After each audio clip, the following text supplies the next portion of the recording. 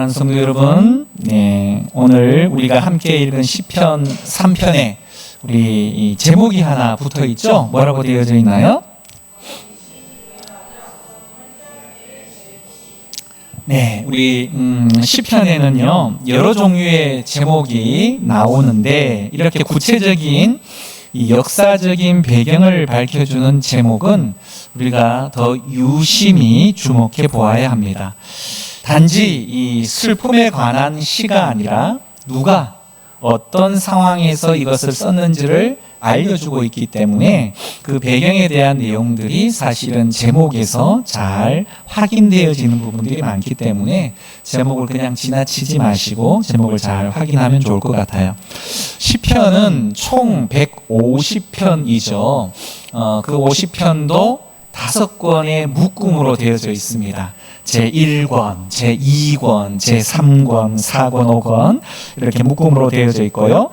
150편 중에 저자가 기명이 되어져 있는 그런 책들도 있지만 또 정확하게 누가 썼는지에 대한 내용들이 밝혀지지 않는 그런 시편도 좀 있습니다. 특별히 많은 사람들이 이 시편 150편 가운데에 저자들이 다수가 등장을 하는데 우리가 다 잘 아시다시피 150편 가운데에 거의 절반 가까이를 누가 썼을까요? 다윗이 썼어요. 네, 그만큼 다윗이 쓴 시편이 물론 성경에 기록되어져 있는 이 시편 안에 있는 시도 많지만 그 외에도 다윗이 쓴 시들이 굉장히 많이 있다라는 것 참고하시면 좋을 것 같은데 우리가 이 다윗의 이 시편을 가만히 보면 자 우리는 그냥 읽었죠. 글자대로 그죠? 책을 읽듯이 읽었습니다. 그러나 이 시편은 원래가 노래라는 뜻이에요. 노래. 예. 결국은 이 시에 대한 내용을 노래로 불러서 했던 가락이 있는 그런 내용들이다 보니까 딱딱하게 우리가 그렇게 읽을 책은 아니다라는 거고요. 결국 시라고 말하는 것, 노래라고 말하는 것, 언제 노래를 많이 부를까요, 여러분? 즐거울 때, 행복할 때, 그죠? 자, 근데 우리나라 가요도 뭐 이렇게 7080 뭐 이전의 곡들을 많이 경험했던 흥을 했던 그런 노래들을 보면 인생에 대한 그 쓴맛 이런 것들 이별 뭐 이런 이야기들을 많이 담은 노래들을 우리가 많이 따라 부르잖아요, 그죠? 마찬가지 이 구약의 이 시편 특별히 다윗이 쓴 시의 상당 부분은 사실은 하나님의 축복을 엄청나게 많이 받아서 너무 행복하고 즐거웠었던 시의 분량보다는 쫓기면서 그리고 정말 목숨이 위경 앞에 왔다 갔다 내일 내가 살지 죽을지 알지 못하는 그런 상황에 있는 내용들 가운데 쓴 시가 굉장히 많다라는 겁니다. 결국 그 시의 대부분의 경우 시작은 탄식으로 시작을 해요. 아휴, 어떻게 내 목숨을 어떻게 내가 부지할 수 있을까? 나는 왜 이렇게 고통스러울까? 이렇게 탄식으로 시작을 했다가 시편의 말미에 가면 또다시 마음을 돌이키고 하나님의 은혜에 대한 내용들을 곱씹고 또 하나님의 약속을 붙들어서 굳건하게 다시금 결단하는 그런 내용들로 마무리가 되어지는 부분들이 있습니다. 자, 시편은 많은 경우 우리가 기도라고도 표현할 수 있는 부분인데요.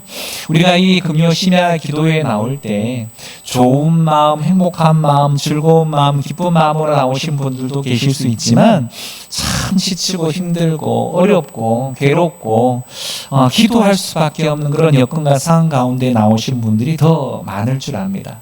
그런 답답한 심정으로 하나님 앞에 기도의 자리를 찾았지만 그렇게 처음에는 탄식도 하고 눈물도 흘리고 고통스럽게 비통하는 마음으로 하나님 앞에 부르짖기도 하지만 끝부분에 가서는 하나님께서 그 기도를 하나님이 만나주시고 들어주시고 또 하나님의 약속으로 우리 가운데에 안아주시는 그 은혜를 경험하게 됩니다. 그러면 답답한 심정으로 왔지만 돌아가는 그 걸음 가운데는 다시금 용기를 가지고 다시금 주먹을 불끈 쥐고 하나님의 은혜를 다시 한번 외치면서 이렇게 나아가게 된다라는 겁니다. 그래서 기도의 자리가 참으로 중요한 것이죠.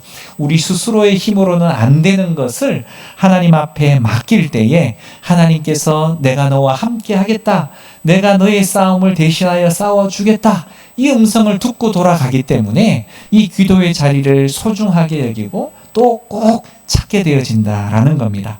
자, 그러면 오늘 우리가 읽었던 시편 3편의 내용 마찬가지로 그리 녹록한 상황은 아닙니다. 그죠? 다윗이 그의 아들 압살롬을 피할 때 지은 시다. 자, 벌써부터 상황 자체가 의미심장합니다. 아들에게 쫓긴다? 아버지가 아들에게 쫓기는 무슨 일이, 이런 일이 있었을까? 자, 그런 내용들에 대한 부분들을 오늘 한번 살펴보려고 하는데요. 오늘 그 아들 이름이 압살롬 이렇게 표현되어져 있습니다. 압살롬은요, 다윗의 셋째 아들입니다. 셋째 아들. 그런 그가 아버지 다윗을 왕위에서 몰아내기 위해서 쿠데타, 반란을 일으킨 것입니다. 그런데 이 쿠데타는 정치적인 단순한 그런 쿠데타의 모습이 아닙니다. 말했듯이 아들이 아버지를 향해 반역을 일으킨 거죠. 이스라엘 역사상 가장 비극적인 가족 안에서의 배신 사건 중에 하나라고 말할 수 있는데요. 결국은 다윗이 예루살렘 왕궁을 버리고 야밤 도주를 할 수밖에 없었다라는 겁니다.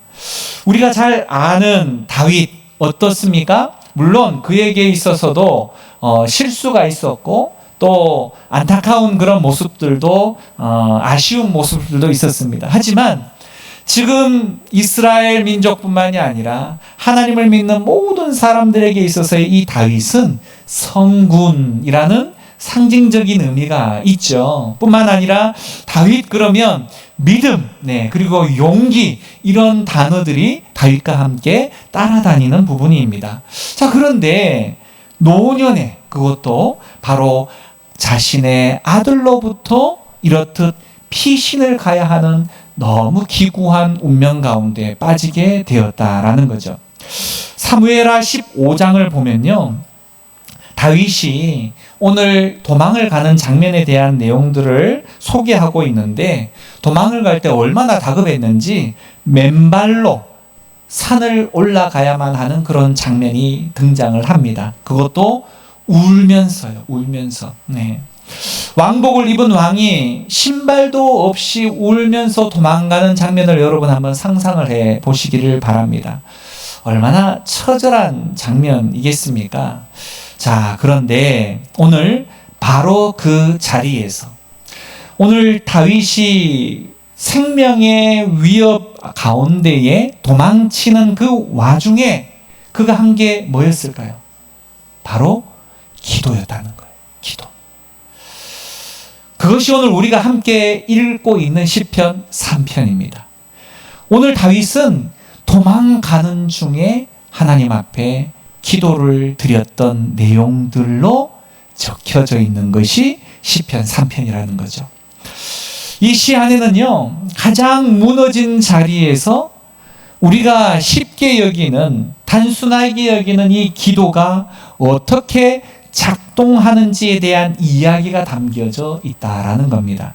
자, 먼저 1절과 2절을 보면요, 나의 대적이 어찌 그리 많은지요, 일어나 나를 치는 자가 많으니이다. 많은 사람이 나를 대적하여 말하기를 그는 하나님께 구원을 받지 못한다 하나이다, 이렇게 말합니다. 이 시는요, 대부분의 시처럼 하나님을 찬양하는 말로 아예 시작하지를 않아요. 해결책이나 교훈으로 시작하지도 않습니다. 다윗은 먼저 자신의 상황을 있는 그대로 하나님 앞에 보고하고 있습니다. 대적이 너무 많습니다. 나를 치는 자가 너무 많아요. 하나님도 나의 구원하지 못할 것이라고 말하는 자들까지 생겨나고 있습니다. 3번이나 반복되어지는 많다, 많다, 많다. 이 단어는요, 결국은 압도당하고 있는 부정적인 의미들로 가득하여 있는 그 느낌을 그대로 표현하고 있는 장면입니다. 특별히 2절이 가장 가슴 아프게 들리는데요. 하나님께도 구원을 얻지 못한다. 하나님께도. 이것은 단순히 너는 지금 지고 있다 이런 말이 아니라요. 하나님은 너를 버렸다. 하나님은 더 이상 너의 편이 아니다. 이렇게 말하고 있는 것입니다. 어떤 군사적인 위기보다 더 깊은 영적인 위기에 봉착해 있는 다윗의 모습을 우리는 보고 있는 거죠. 결국 다윗을 향해 쏟아지는 말들은 단지 그를 죽이려는 것이 아니라 그의 하나님, 그 신뢰 자체를 완전히 무너뜨리려고 하고 있다라는 겁니다. 여러분에게도 이 말이 결코 낯설지는 않을 줄 압니다. 어떤 상황에서는요, 그 닥친 문제보다도 이 상황에서 하나님께서 과연 나를 도우실 것인가? 라는 이 의심이 어때요? 더 깊은 우리 안에 상처로 남는 경우들이 있습니다. 여러분, 취업이 안 되거나, 관계가 무너지거나, 또 몸이 아프거나, 그리고 가정에 위기가 찾아왔을 때 그 상황보다 더 무거운 것은요, 하나님은 지금 어디 계신가? 나의 이 형편과 상황 가운데에 개입하고 계시긴 하신 걸까? 이 물음에 대한 내용들이 더 극심하게 우리를 나락으로 떨어뜨리게 만들더라라는 겁니다. 다윗이 1절과 2절에서 표현하는 것이 바로 그 무게라는 것이죠. 자, 그런데 여기서 우리가 주목해야 할 것이 있습니다. 다윗은 이 모든 것을 어떻게 해요? 하나님 앞에 고스란히 그대로 가지고 나왔다는 겁니다. 자기 속으로만 삭히거나 누군가에게 하소연하는 것이 아니라 여호와여 라고 부르며 하나님 앞에 직접 자신의 여러 상황에 대한 내용들을 꺼내고 있다라는 거죠. 이것이 바로 우리의 기도의 첫 번째 요소 가운데 용기에 해당하는 것입니다. 우리는 기도할 때, 믿음이라고 말할 때 항상 좋은 말, 신앙적인 말만 해야만 한다라는 그런 압박감 가운데 있는 경우들이 있어요. 하지만요, 하나님께서 우리에게 원하시는 것은요, 지금 실제로 내가 무슨 감정, 어떤 느낌을 느끼고 있느냐라는 겁니다. 그것을 그대로 가져갈 때, 정직한 우리의 있는 모습 그대로에 대한 내용을 가져갈 때 하나님께서는 우리의 모습 가운데 찾아오신다는 거죠.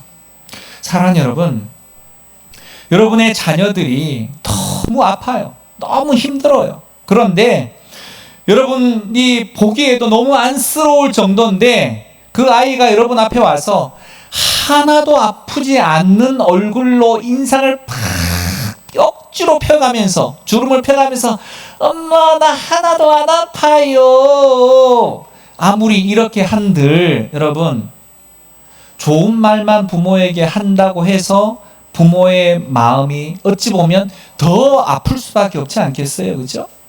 오히려 있는 모습 그대로, 아프면 아픈 대로, 힘들면 힘든 대로, 고통스러우면 고통스러운 그대로 하나님 앞에 가지고 나가서 하나님 앞에, 하나님 나 이렇게나 아파요, 나 이렇게나 힘들어요 라고 고백할 때 하나님께서는 그 진심 가운데 만나 주신다라는 겁니다. 오늘 다윗이 위대한 지도자였던 것은요, 그가 항상 믿음의 말을 했기 때문이 아니라 자신이 느끼는 것 그대로를 하나님 앞에 전혀 숨기지 않았다는 겁니다. 정직함으로 가지고 나아갔다는 거죠. 진실함으로 나아갔다는 겁니다. 사람과 사람 사이의 관계 안에서도요, 우리는 강한 사람으로만 드러내 보이기를 원하는 경우들이 있어요. 나는 아무 문제 없어. 나에게는 전혀 힘든 것 없어. 어떤 때는 그런 모습을 보면 전혀 인간미가 느껴지지 않아서 속 깊은 그의 모습을 알아내기가 너무 힘든 경우가 있어요. 어느 정도 거리감을 느낄 수밖에 없는 경우가 있어요. 그래서 때로는요, 우리의 연약함을 보일 때, 우리의 부족함을 보일 때에 더 가까이 상대방이 나에게 다가올 수 있는 틈을 열어주는 것이다 라는 거죠. 그것은 결국 진실함과 진실함으로 우리가 서로를 만날 때 이루어질 수 있는 은혜가 그 가운데 꼽힐 수 있다라는 겁니다. 결국 오늘 이 다윗이 바로 그 정직함으로 하나님 앞에 나아갔다라는 거죠. 3절과 4절을 보시면요, 여호와여 주는 나의 방패시요 나의 영광이시요 나의 머리를 드시는 자이시니이다. 내가 나의 목소리로 여호와께 부르짖으니 그의 성산에서 응답하시는도다. 자, 2절이 끝나고 갈로 안에 우리가 좀 이거를 말로 읽어야 되나 말아야 되나 고민이 굉장히 깊은 단어가 하나 나오죠. 뭐죠? 셀라. 네. 도대체 이 셀라가 뭘까요? 어떤 사람은 읽고 어떤 사람은 안 읽고. 네, 뭘까요? 네, 이 셀라는요, 여러 가지 어떤 의미를 포함하고 있지만 이 시편에서 상당 부분 사용되어지고 있는 내용은 음악적인 기호입니다. 어떤 부분이냐?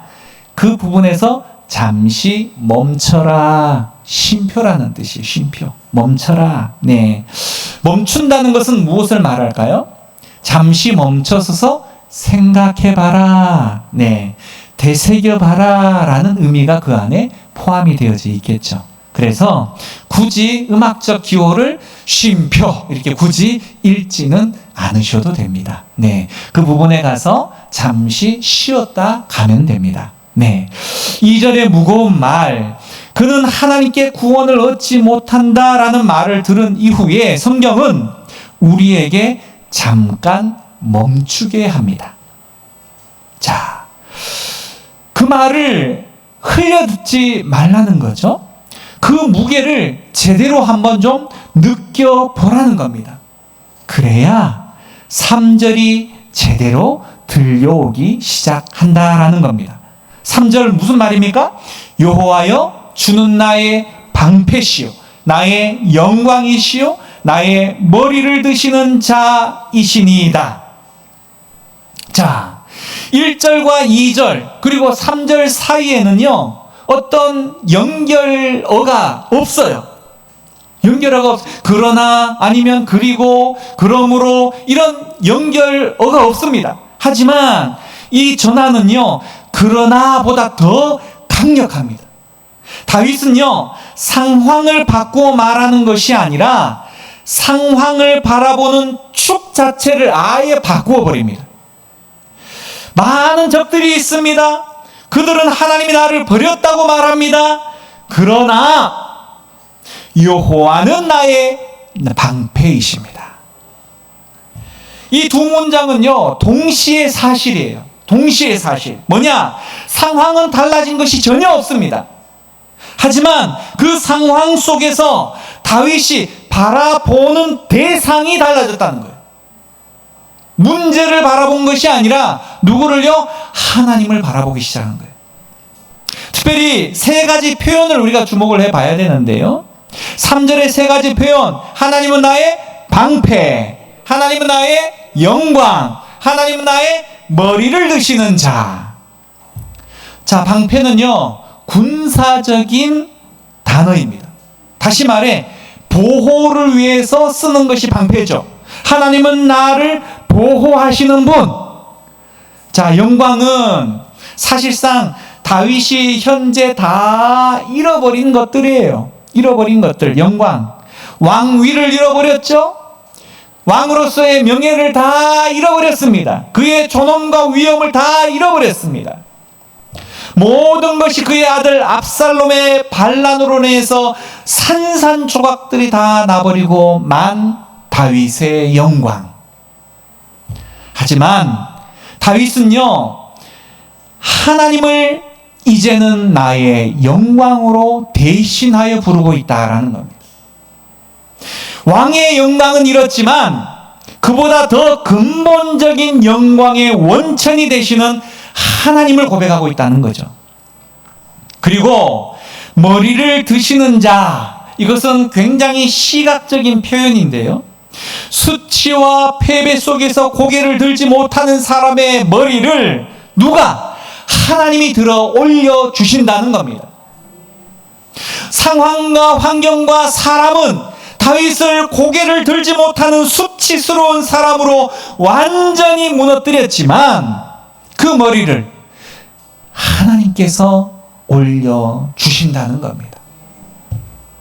4절은 이 고백이 더 이상 관념이나 이념이 아니다라는 것을 보여주고 있는데요. 4절에 내가 나의 목소리로 여호와께 부르짖으니 뭐라고요? 그의 성산에서 어떻게 해요? 응답하시는도다. 다윗은요 실제로 기도했고요, 실제로 응답을 경험했다는 겁니다.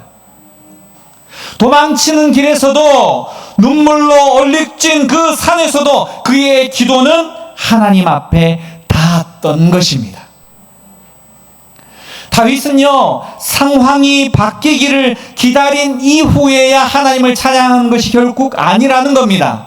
무슨 말인지 아시죠? 상황 한가운데에서 처절하고 수치스럽고 고통스러운 그 상황 한가운데에서 아직 아무것도 해결되지 않은 그 상태에서 하나님을 뭐라고? 나의 방패시오, 하나님을 나의 영광이시라고 고백했습니다.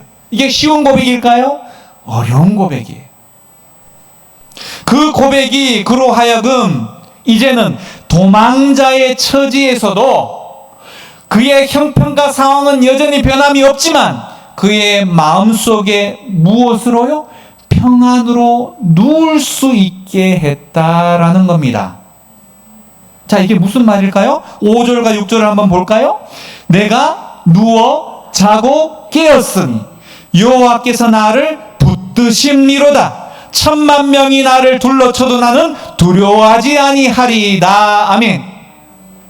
자, 여러분 보세요. 상황을 다시 한번 돌려보시길 원합니다. 다윗은 지금 뭐 하는 중이라고요? 도망가고 있어요. 누구로부터? 이스라엘의 대군 압살롬이 이끌어오는 많은 군대가 다윗을 치러 오고 있습니다. 그런데 언제 기습을 받을지 알지 못하는 그 상황 가운데에서 주변에는 그를 떠나간 사람들도 있고 그를 저주하는 사람들까지 생겨났는데 5절에 뭐라고 이야기하고 있다고요? 내가 누워서 자고. 저는요 이 구절이 성경에서 가장 놀라운 문장 중에 하나라고 저는 생각을 합니다. 왜요? 도대체 이런 상황에서 잠이 오나요? 잠이 와요? 잠을 잘 수나 있어요? 단순히 그냥 눈만 붙이고 뜬 눈으로 밤을 새운 것도 아니에요. 깨었다라는 말이 있어요. 깼다라는 것은 전제가 뭡니까? 잤다는 것을 전제하고 깼다는 거 아니겠어요? 잠을 잤다는 겁니다. 실제로 잤으니까 깼죠. 잠을 자고 다음날 아침을 맞이했다는 겁니다. 이것은 단순히 신체적인 수면을 말하는 게 아니에요. 이런 상황 가운데서 잠을 잘 수 있는 사람은 두 가지 부류일 겁니다. 한 사람은 미친 사람, 그죠? 두 번째 부류는 이 싸움은 내가 싸우는 싸움이 아니라 하나님이 싸우는 싸움이고 그 하나님은 나를 지키실 것이다 라는 확신이 있는 사람만이 잠을 잘 수 있어요. 그렇지 않습니까? 하나님을 향한 철저한 신뢰가 기반되지 않으면 잠을 자려고 수면제를 먹어도 잠이 안 와. 그죠? 제가 아시는 권사님 한 분은 하도 잠이 안 와가지고 병원에서 수면제를 처방을 받았는데 처음에는 수면제 반알을 먹어도 잠이 안 와, 하나를 먹어도 잠이 안 와, 두 알을 먹어도 잠이 안 와. 도대체 잠을 잘 수가 없어서 그렇게 고통스러워 하시는 분들이 있더라고요. 근데 그분을 가만히 상담을 해보면 단순히 연세가 있어서 수면장애만 있는 것이 아니라 가정에 어려움이 있어요. 자식이 아파요. 50이 넘은 자식이 암 때문에 그렇게 힘겨워하는 것을, 살이 빠져가고 병이 더 위중해져 가는 그 모습을 바라보는 엄마가 두 다리를 뻗고 잠을 어떻게 자겠습니까? 너무 고통스러워서 병원에 가서 수면제를 처방을 받아서 먹어도 봤지만 그 약을 먹어야 그 다음날 그 아들을 케어를 할 수 있는데, 돌봐줄 수가 있는데, 그 수면제를 먹어도 1시간 잠자는 게 겨우 1시간.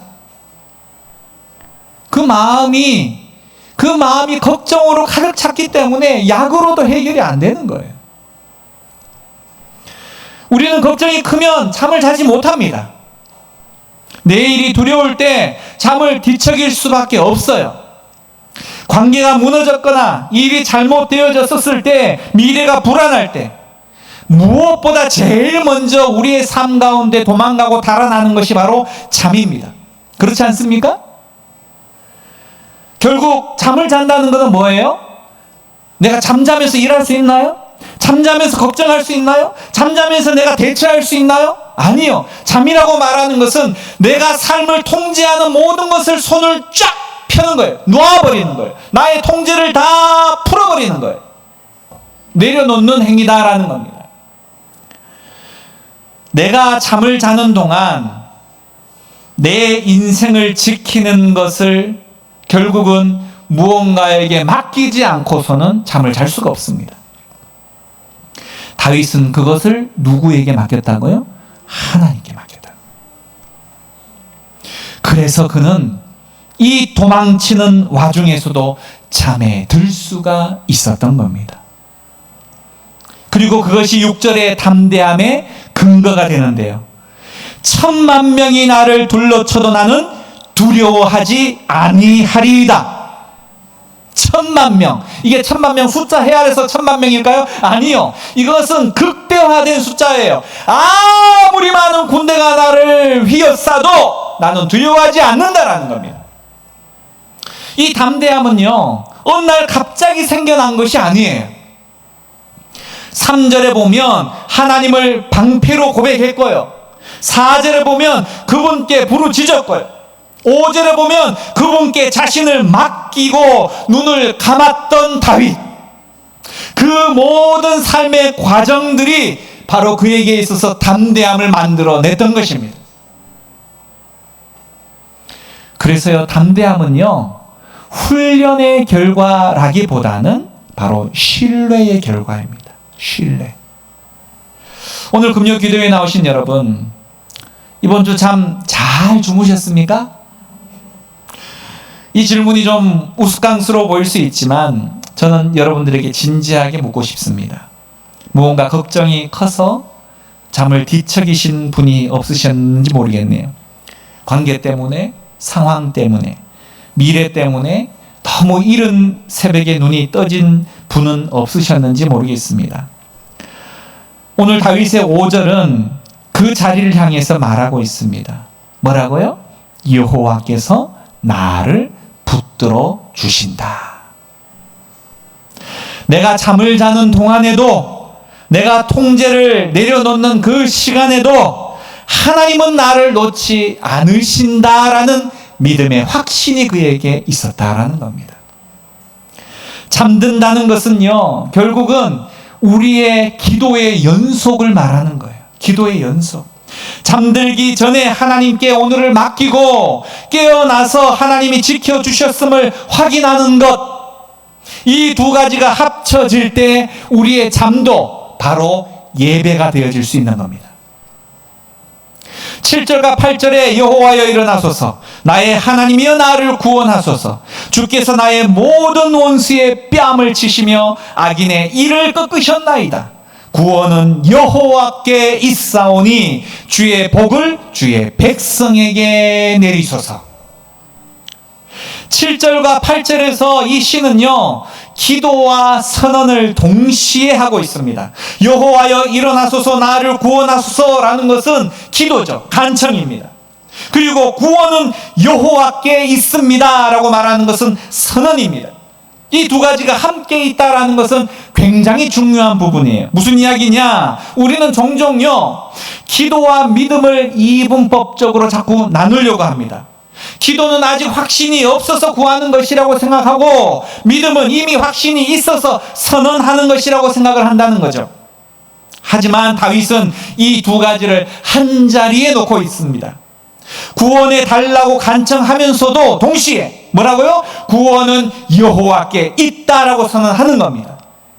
간청과 확신, 요청과 고백이 함께 있다라는 겁니다. 이것이 바로 성경적인 기도의 구조입니다.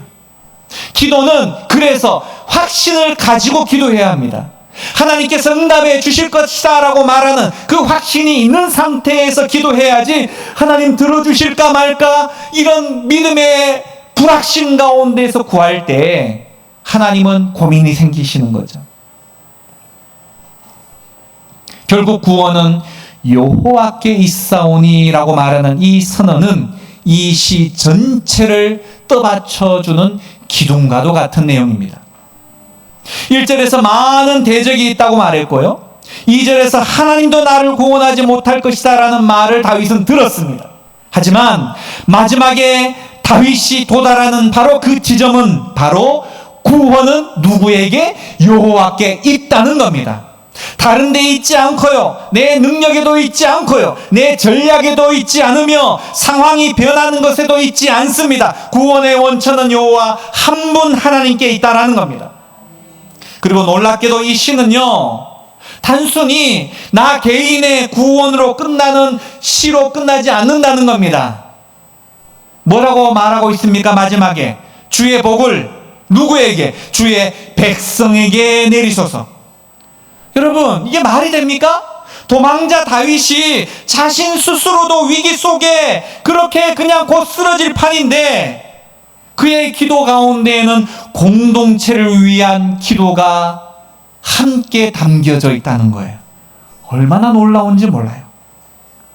이것이 바로 기도의 성숙한 방향입니다.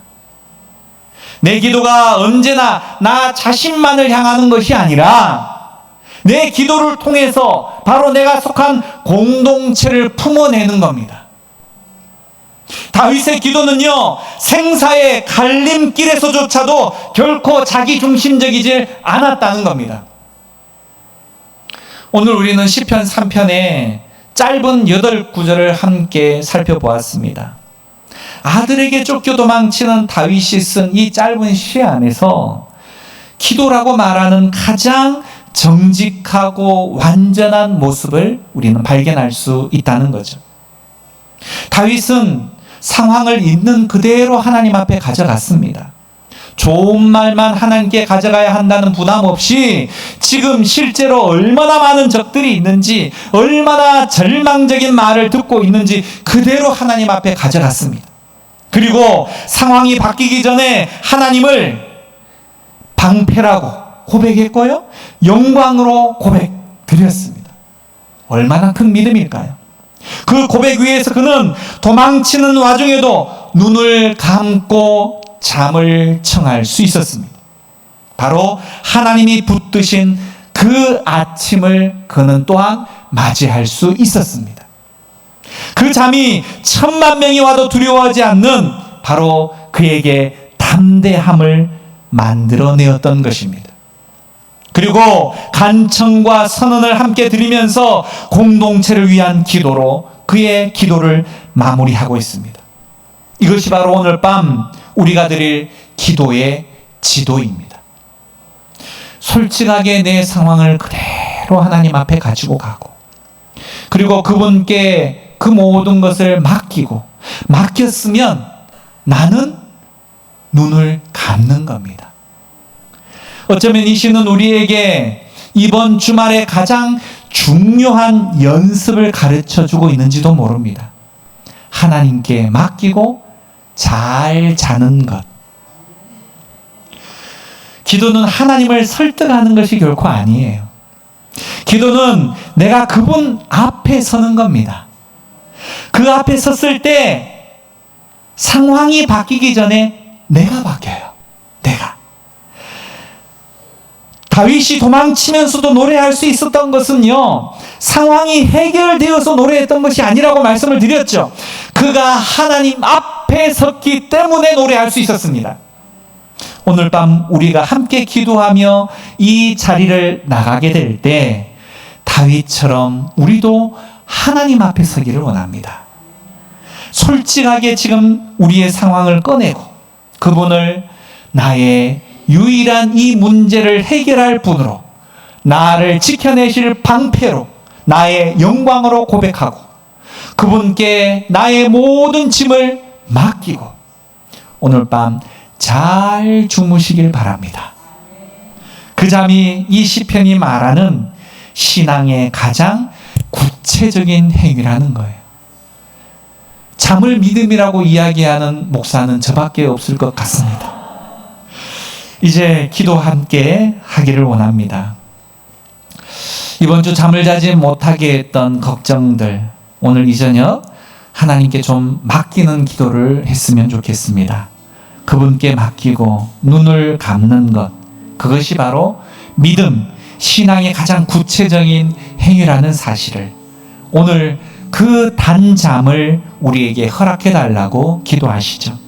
아직 아무것도 해결되지 않았어도 먼저 하나님을 나의 방패요, 나의 머리를 들어주시는 분으로 고백하는 그 믿음의 전환이 일어나기를 위해서 기도하기를 원합니다.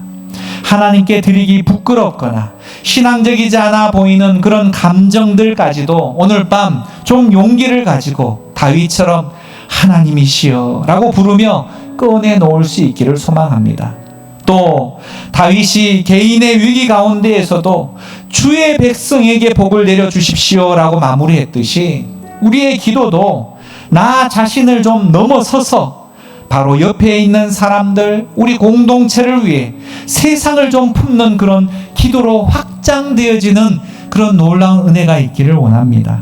그리고 마지막으로 말로 다 표현할 수 없는 여러분, 그리고 가정, 개인적이고 은밀한 그 아픔과 고백을 하나님께 드리며 해결과 인내, 믿음을 위해서 함께 기도하도록 하겠습니다. 기도합니다.